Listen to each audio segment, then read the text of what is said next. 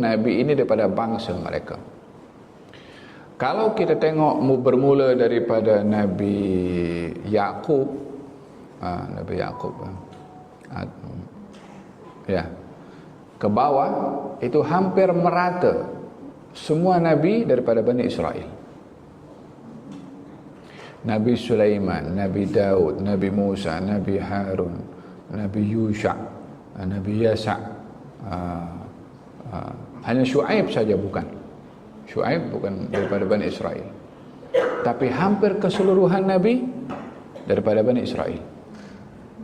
Allah berfirman dalam Al-Quran, وَجَعَلْنَا مِنْهُمْ أَئِمَّةً يَهْدُونَ بِأَمْرِنَا لَمَّا صَبَرُوا وَكَانُوا بِآيَاتِنَا يُؤْمِنُونَ وَلَقَدْ آتَيْنَا مُوسَى الْكِتَابَ فَلَا تَكُنْ فِيهِ مِرْيَةٍ مِّن لِقَائِهِ وَجَعَلْنَاهُ هُدًى لِبَنِي إِسْرَائِيلَ وَجَعَلْنَا مِنْهُمْ أَئِمَّةً يَهْدُونَ بِأَمْرِنَا لَمَّا صَبَرُوا, dalam surat As-Sajdah. Dan kami jadikan di tengah-tengah mereka Bani Israel a'immah, imam-imam, nabi-nabi, karena banyaknya para nabi daripada kalangan Bani Israel.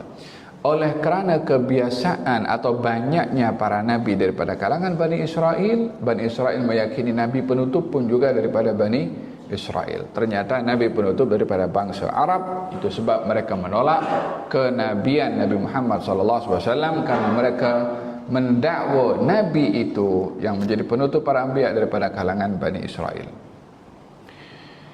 Dan ini sebab kenapa mereka Bani Israel tidak mahu beriman kepada Rasulullah. Tapi mereka tak boleh lari daripada fakta yang ada dalam kitab-kitab mereka.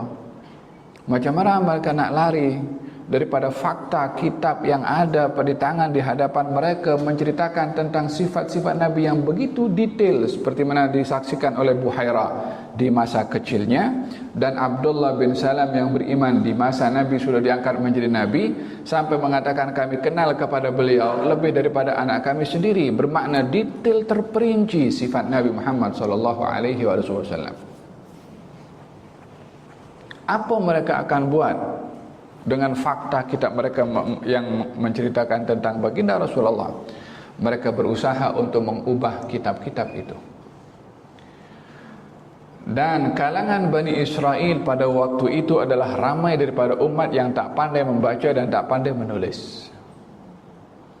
Jadi mudah bagi orang-orang yang tidak bertanggung jawab, yang pandai membaca dan menulis, untuk mengubah kitab-kitab itu, sehingga orang yang tak pandai membaca dan tak pandai menulis tak tahu, dan generasi setelahnya pun juga akan tertipu.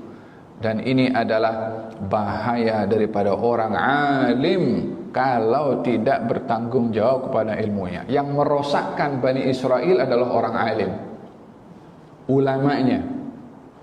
Yang menyebabkan kekufuran mereka kepada baginda Rasulullah sampai tidak beriman daripada kalangan orang-orang awamnya, penyebabnya adalah ulamanya. Dahsyatnya bahaya orang alim ini menyesatkan bukan hanya di zamannya, sampai hari ini. Allah berfirman dalam Al-Quranul Karim, فَوَيْلٌ لِلَّذِينَ يَكْتُبُونَ الْكِتَابَ بِأَيْدِيهِمْ ثُمَّ يَقُولُونَ هَذَا مِنْ عِنْدِ اللَّهِ. Celaka orang-orang yang menulis dengan tangannya, maksudnya memasukkan dengan tangannya pada catatannya dalam ayat-ayat. Dikatakan itu firman Allah, padahal itu adalah perbuatan mereka sendiri, catatan tangan mereka. Wa yaquluna hadza min indillah wa ma huwa min indillah. Dikatakan ini adalah firman-Nya Allah, hakikatnya bukan, mereka yang tulis. Kalau kita kaji tengok sekarang dalam kitab-kitab mereka, tak akan jumpa kriteria yang terperinci seperti mana pernah diyakini dan diimani oleh Abdullah bin Salam, oleh Buhairah, oleh An-Najasyi. An-Najasyi itu beriman kepada baginda Rasulullah karena An-Najasyi baca kitab-kitab Injil, menerima surat Nabi Muhammad, diceritakan tentang Siti Maryam, diceritakan tentang Nabi Isa. Najasyi terus beriman kepada baginda Rasulullah SAW tanpa ada dialog perdebatan panjang lebar. Faham dong? Dan dengan demikian tentang kriteria baginda Rasulullah dalam Taurat, dalam Injil adalah terperinci. Bagi pembacanya akan mengimani, kecuali kepada mereka yang ada hasad dengki, kepada baginda Rasulullah dan meyakini kalau Nabi itu daripada kalangan Bani Israel, maka mereka memanipulasi muridnya, pengikutnya dengan menggantikan ayat-ayat itu, dikatakan ia adalah firman Allah, tapi bukan firman Allah yang sebenar, dihapus. Jadi yang ada sekarang bukan yang original. Faham dong? Adakah kita akan tolak semua yang ada dalam kitab Injil? Kita tidak dapat menolak semua. Pada masa yang sama kita tidak dapat menerima semua. Yang pasti bertentangan dengan ajaran Al-Quran, ianya adalah pasti ditolak. Yang tidak bertentangan belum tentu betul, belum tentu salah.